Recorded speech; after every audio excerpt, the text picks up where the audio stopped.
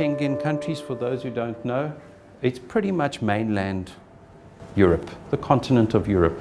The only countries that are of interest to most people that are not included in the Schengen zone are the United Kingdom, obviously England, Scotland and Wales, still Scotland, yeah, Scotland and Wales, and Northern Ireland. The Republic of Ireland is included in the Schengen zone. And there are two qualities that are worthy of mention here. The first is when you hold your temporary residence or your permanent residency, that will then, as David says, immediately give access to all the Schengen countries.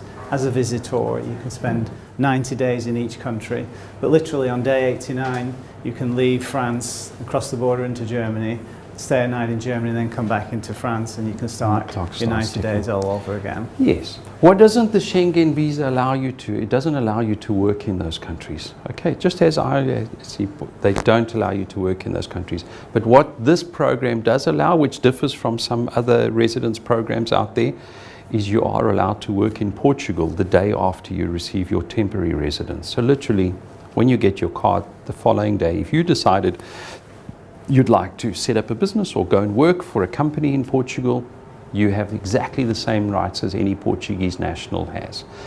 Same thing, once you start working in Portugal, you have all the same welfare rights that everyone else has. So you automatically go onto the social security system.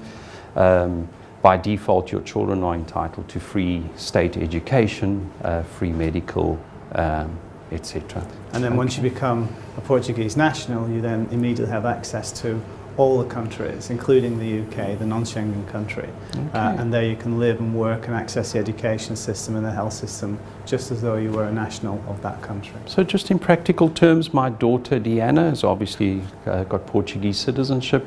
She went across to the UK at the beginning of this year in, I think it was February, March, went across, found a job, started working. The most complicated process for her was to go for an interview at to get onto the National Health Program for the UK. Although you're entitled to it, you need to go to the interview, prove address, I think was one of the things. She had to give proof of her address and proof of the fact that she had a job and she was on the National Health System, and she can work and live in the UK without any problems at all.